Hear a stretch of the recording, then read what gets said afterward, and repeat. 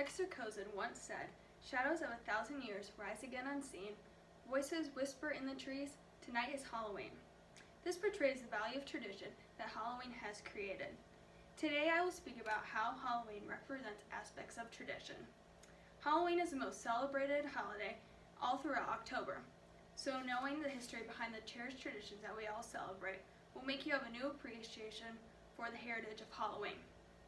Within my research, I have been able to gather information and find sources that emphasize the traditions of Halloween. I will go over multiple traditions of Halloween, which include going trick-or-treating, carving pumpkins, and eating candy corn. Now that you understand what I will be speaking about in this speech, let's dive into the first tradition that Halloween is known for: going trick-or-treating. Picture this. You are walking into town at night, and all you see are children walking around in costumes. You see dragons, zombies, and princesses, and you hear them all saying, "Trick-or-treat." For centuries, on October 31st, children all over the world have gathered together and dressed in costumes, hoping to get some delicious treats. According to the 2019 article, How Trick-or-Treating Became a Halloween Tradition, from the editors of History.com, in 1000 AD, the church designated November 2nd as All Souls' Day, a time for honoring the dead. Poor people would visit the houses of wealthier families and receive pastries called soul cakes in exchange for a promise to pray for the souls of the homeowner's dead relatives. And these are soul cakes from 1000 AD on All Souls' Day. Known as souling, the practice was later taken up by children who would go from door to door asking for gifts such as food, money, and ale. All throughout the night of Halloween, millions of children of varying ages ring doorbells exclaiming "trick or treat."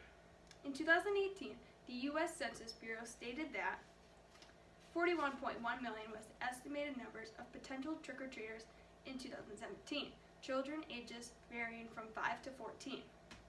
As this number increases, trick-or-treating has become a tradition that brings together a whole community. Furthermore, another tradition of Halloween is the classic carving of pumpkins. It was a dark and eerie night, and I can recall seeing a lit-up pumpkin face that was just downright frightening. All my friends and I had threw a Halloween party where we all took part in the tradition of carving pumpkins. Carving pumpkins has been a well-known tradition that only happens during Halloween. According to the 2019 article, How Jack-o'-lanterns Originated in Irish, written by History.com editors, immigrants from the countries of Ireland, Scotland, and England brought the jack-o'-lantern tradition with them when they came to the United States. They soon found that pumpkins, a fruit native to Americans, made the perfect jack-o'-lanterns. And this is the classic jack-o'-lantern. Learning more about the tradition of carving pumpkins on Halloween allows us to appreciate different cultures and realize how they have influenced our current society. Finally, the last tradition of Halloween I will be discussing is eating candy corn. Thinking of Halloween brings back one fond childhood memory. I had just come home from a long night of trick-or-treating. I had dumped out all my candy, but one candy in particular caught my eye: the classic white, orange, and yellow candy. And this is the traditional Halloween candy, which is candy corn. The tradition of eating candy corn on Halloween has been a staple in the celebration of this holiday. According to Lisa McCoy of HeraldMailMedia.com in 2019, candy corn was first invented in the 1880s by the Wonderly Candy Co. in Philadelphia. And I thought this was kind of interesting because this is one of the first candy corn machines from the 1880s.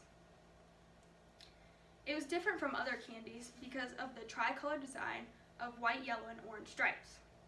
The lifting of the wartime ration on sugar in the 1940s fueled a boost for trick-or-treating on Halloween. Since the corn had the fall colors, the company began marketing it as Halloween candy. From this time forward, the tradition of eating candy corn has brought people from all over the world together, which signifies unity and harmony. When you are asked to think of any holiday, Halloween might not be the first one that you think of. But those very traditions that we honor are the reasons why we join together and commemorate Halloween. In today's speech, we evaluated 3 classic traditions of Halloween: going trick-or-treating, carving pumpkins, and eating candy corn.